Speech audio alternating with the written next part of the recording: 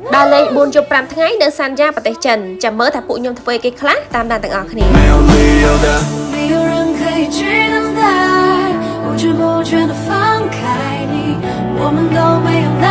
នេះជា fly លើកទី1របស់ខ្ញុំទាំងអស់គ្នានៅពលានថ្មីហ្នឹងហើយពួកខ្ញុំ fly ទៅម៉ោង 4 ជាងពួកខ្ញុំត្រូវមកដល់ពលានថ្មីហ្នឹងមុនម៉ោង 3 ឬក៏ 4 ម៉ោងដើម្បីធ្វើការ check in បន្ទាប់ពី check in ហើយយើងក៏ fly ទៅកងជើបន្ទាប់ពីដល់កងជើហ្នឹងហើយគឺខ្ញុំត្រូវ transit ទៅសែនយ៉ានិយាយទៅបបពិសោធន៍ថ្មីសម្រាប់ពួកខ្ញុំហ្មងទៅ transit ហ្នឹងគឺអាញ៉ៃខ្លាំងមែនតើ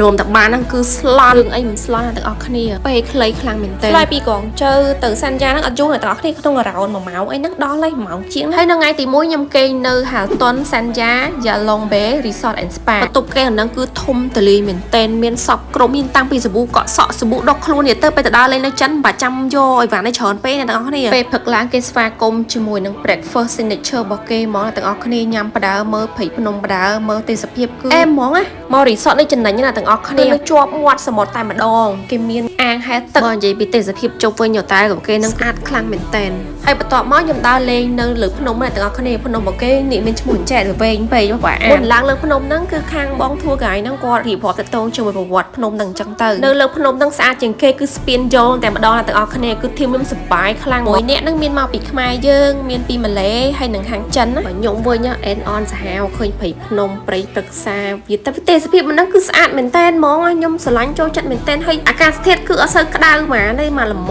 មហើយនៅលើភ្នំហ្នឹងគេមានលក់ម្ហូបរៀងច្រើនដែរទាំងអស់គ្នាបន្ទាប់ពីពួកខ្ញុំដើរលេងនៅលើភ្នំទាំងអស់ចិត្តក៏ទៅញ៉ាំអាហារថ្ងៃធំទាំងអស់គ្នាគាត់នាំទៅ Hainan Signature Coconut Chicken Hot Pot ទាំងអស់គ្នាតំណងអាហ្នឹងគេយកអាផ្លែដូងមកធ្វើ hot pot ណាបើទឹកស៊ុបរបស់គេវិញអត់សូវប្រៃទេរៀងសាបឡំ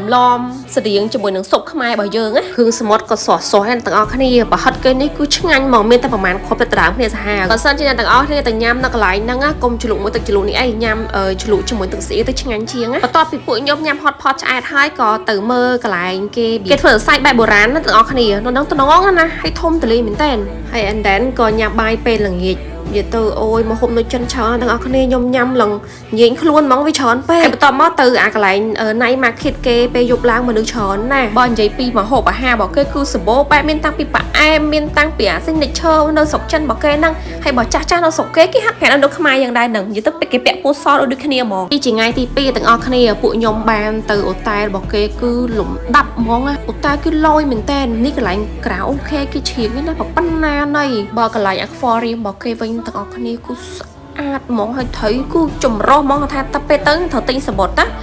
អូខ្ញុំមើលអា couple មួយឆារបស់គេនេះនិយាយថាល្អម្ល៉េះពួកខ្ញុំនេះរួមប្រកាច់ប្រកាន់ឡើងពេញនឹងដល់ចិនហ្មងនិយាយមែនពួកខ្ញុំសំណាងមែនតែនដោយសារអីចាប់ធីមប៉ះច្រឹកដូចគ្នាអញ្ចឹងដល់ពេលដើរលេងច្រឹកដូចគ្នាអញ្ចឹងសប្បាយហ្មងទេសភាពជុំវិញហូតែលរបស់គេស្អាតទាំងអស់គ្នាឡងស្រឡះហ្មងបន្ទាប់ពីដើរលេងអស់ចិត្តត្រូវញ៉ាំបាយពេលថ្ងៃត្រង់ទៀតទាំងអស់គ្នាមកហូបច្រើនខ្លាំងណាស់តែម្ហូបនេះឆ្ងាញ់ណាស់ពួកខ្ញុំត្រូវទៅដើរលេងបន្ទាប់ហ្នឹងគឺផ្សារទំនើបរបស់គេធំហើយទាំងអស់គ្នាមកផ្សារនេះមកអ្នកដែលចូលចិត្តដើរ shopping អីហ្នឹងញ៉ាំម្ហូបបែបជប៉ុនបែបចិនមកនេះមកគឺមានផាប់ម៉ាទៀតហើយខ្ញុំទៅហ្នឹងខ្ញុំប្រើជាមួយនឹង Alipay ជាមួយនឹង Card Union Pay នៅនឹងគេអត់ចាយលុយសុទ្ធទេគឺត្រូវ scan ហ្មងអញ្ចឹងអ្នកទាំងអស់គ្នាខ្ញុំ recommend Card Union Pay និង Alipay ហ្មងដើម្បីភ្ជាប់ការហ្នឹងទៅយើងអាចចាយបាននៅចិនហើយពួកខ្ញុំបាន give ពីលោក thank you លោក and then ពួកខ្ញុំក៏ដល់តែមួយគេស្វាគមន៍ជាមួយនឹងទឹក fresh របស់គេហ្មងហើយគេមានលេងអានេះចែកលុតតាក់ចែកសบายដែរតាទាំងអស់គ្នាកំប៉ុនមកចេះលោតទេខាងគាត់អ្នកព្រៀនទាំងអស់ហ្មងទេសភាពជុំវិញហូតែលរបស់គេគឺអែមខ្លាំងទាំងអស់គ្នានេះវិឡារបស់គេអូធំទលាយខ្លាំងណាស់ and then ពួកខ្ញុំក៏ញ៉ាំ dinner ពេលល្ងាចជុំគ្នានៅ The Red Carton Sanya ទាំងអស់គ្នាម្ហូបគឺគេ so premium so fresh ហ្មងណាឆ្ងាញ់ណាស់តិចតែជាតិស្លាប់ទីតាំងរបស់គេក៏ធំទលាយដល់គ្នាគឺបើភ្ញៀវគឺពេញហ្មងម្ហូបបែបអឺរ៉ុបណាបើសិនអ្នកទាំងអស់គ្នាទៅកុំភ្លេចទៅថ្ងៃទី21ដល់ថ្ងៃ23ដោយសារគេមាន promotion ពិសេសហើយយកបន្ទាប់ហ្នឹងទៅគេនៅ Grand Plaza Sanya City Center ទាំងអស់គ្នាបន្ទប់គេធំឲ្យមើល view មកឡើងអូយ so good ហ្មងបន្ទប់ទឹកនៅស្រុកចិនទាំងអស់គ្នាគឺធំខ្លាំងហ្មងហៅថានៅនេះអត់មានអីបាញ់ទឹកទេប្រើกระดาษសុទ្ធហ្មងបើ view ជុំវិញតែពេលព្រឹកវិញឃើញភ្នំឃើញអាគារជុំវិញអូយ so good ព្រលឹមឡើងអត់ទាន់ទេនិយាយទៅញ៉ាំបាយញ៉ាំមកហូបគេនិយាយថាឈរខ្លាំងខ្ញុំញ៉ាំអត់អស់ទេទាំងអស់គ្នាដោយសារគ្នាខ្ញុំ6នាក់ហ្នឹងគឺញ៉ាំសល់រហូតហ្មង តែមកហូបគឺ special ជាងគេរហូតហ្មងណាឆាខ្វាយស្រុកយើងទុយទុយណាអ្នកគ្នាបើឆាខ្វាយនៅស្រុកចិនហ្នឹងប្រប៉ុណ្ណកដៃហើយហាងរបស់គេមានឈ្មោះថាឡាវបាឆាទាំងអស់គ្នាហាងនេះបើកយូរឆ្នាំខ្លាំងតែមនុស្សចូលទៅដឹងហើយនិយាយទៅមនុស្សគឺច្រើនហើយមកហូបគេអានេះឆ្ងាញ់ជាងគេហ្មង signature ហ្មងណាខ្ញុំនេះបញ្ចូលសលេងបដាក្លីបទឹកមាត់បដាឃ្លានណាស់អ្នកគ្នាឃ្លានខ្លាំងហ្មងណាបន្ទាប់ពីញ៉ាំបាយពេលព្រឹកហើយពួកខ្ញុំក៏ទៅផ្សារដើរទិញអីវ៉ាន់តិចតួចអីអញ្ចឹងទៅខោអាវគេនេះស្អាតតែអ្នកទាំងអស់គ្នាម៉ូតលយហ្មងណាហើយបន្ទាប់មកគឺទៅញ៉ាំនៅ Starbucks អីអញ្ចឹងទៅបានម្នាក់មួយកែវពេលទៅទិញ drink ហ្នឹងខ្ញុំប្រើជាមួយនឹងកាត Union Pay ទាំងអស់គ្នាជាមួយនឹង Alipay ហ្នឹងបន្ទាប់ពីដើរ shopping អស់ចិត្តហើយពួកខ្ញុំក៏ទៅលេងនៅសមុទ្រទាំងអស់គ្នាយើងជិះទូកដើរលេងអីចឹងទៅថាពួកខ្ញុំអត់ចេះហែទឹកទេមួយធីមនេះ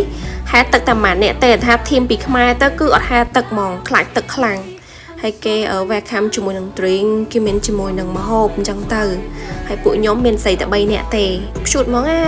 សមុទ្រគេទេសភាពស្អាតខ្លាំងហើយឡងធំហ្មងណាហើយនៅហ្នឹងគេមានការ៉ាអូខេទៀតពួកខ្ញុំប្រកាត់ប្រកិនពេញហ្នឹងសប្បាយថានិយាយទៅ6នាក់នេះគឺត្រូវជើងគ្នាខ្លាំងហ្មងនិយាយមែនឲ្យតែចរិតដូចគ្នាគឺដើរជាមួយគ្នាត្រូវហ្មងបន្ទាប់ពីខ្ញុំដើរលេងអស់ចិត្តហើយពួកខ្ញុំក៏ទៅ check in នៅហូតែមួយទៀតនិយាយទៅមួយ trip នេះគឺខ្ញុំគេងនៅហូតែ3ហ្មងហើយហូតែសនុំដាក់ណាទាំងអស់គ្នាបន្ទប់ទឹកគេគឺធំហ្មងខ្ញុំចូលចិត្តហ្មងនិយាយមែន